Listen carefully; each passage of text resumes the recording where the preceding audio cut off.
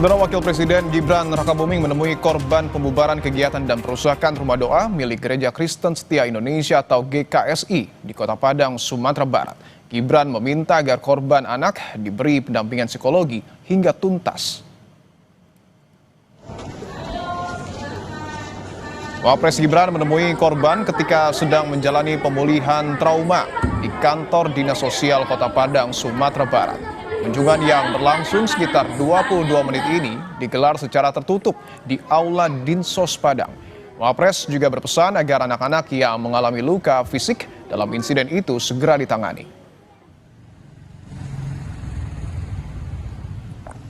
Beliau atau Wakil Presiden menanyakan korban dari anak kita, ada 2 orang yang masih belum bisa berjalan, 1 orang, tapi yang satu di sini masih sakit, yang satu anak kecil di bawah 2 tahun itu berteriak histeris tiap malam. Dan saya sudah sampaikan juga kepada beliau, tetapi beliau katakan untuk dibawa ke rumah sakit itu. Pembubaran kegiatan ibadah di rumah doa milik Gereja Kristen Setia Indonesia GKSI di Padang, Sumatera Barat pada 28 Juli lalu dikecam Menteri Agama Nasaruddin Umar. Menak berharap peristiwa serupa tidak terulang. Kementerian Agama tengah menyiapkan pendekatan baru, yakni kurikulum cinta.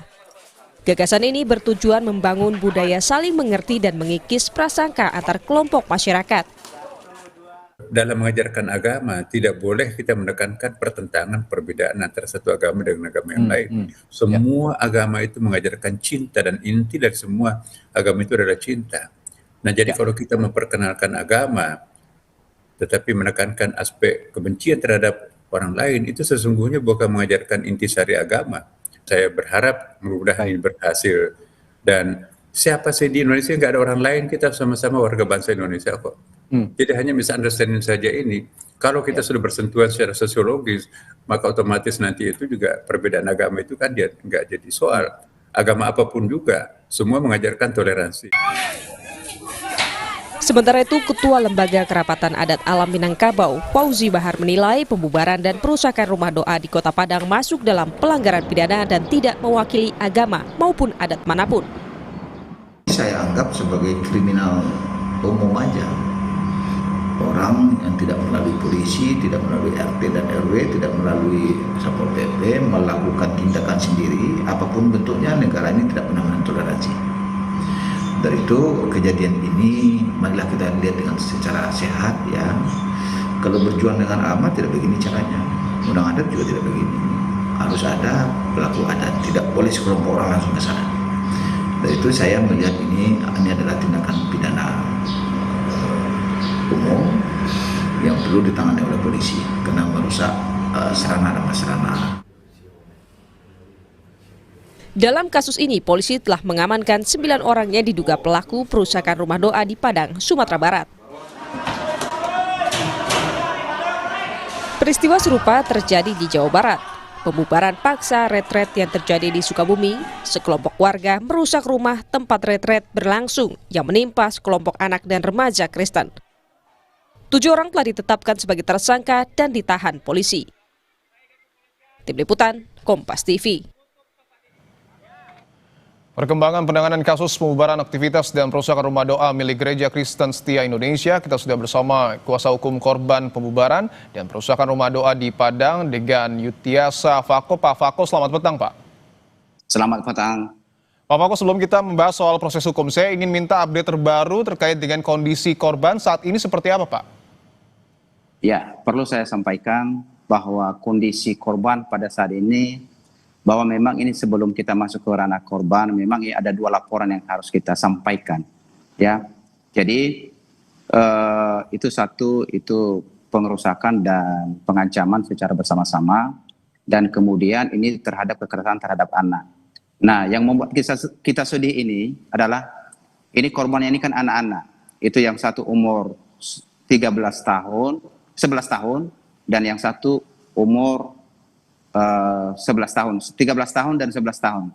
Jadi harapan kita memang kondisi mereka tadi sebelumnya juga kami dari pihak penasihat hukum korban, ya kami mengucap terima kasih kepada Wapres yang telah mengunjungi anak-anak kita yang mengalami kekerasan pada hari Minggu kemarin ini, korban kekerasan dalam rumah doa.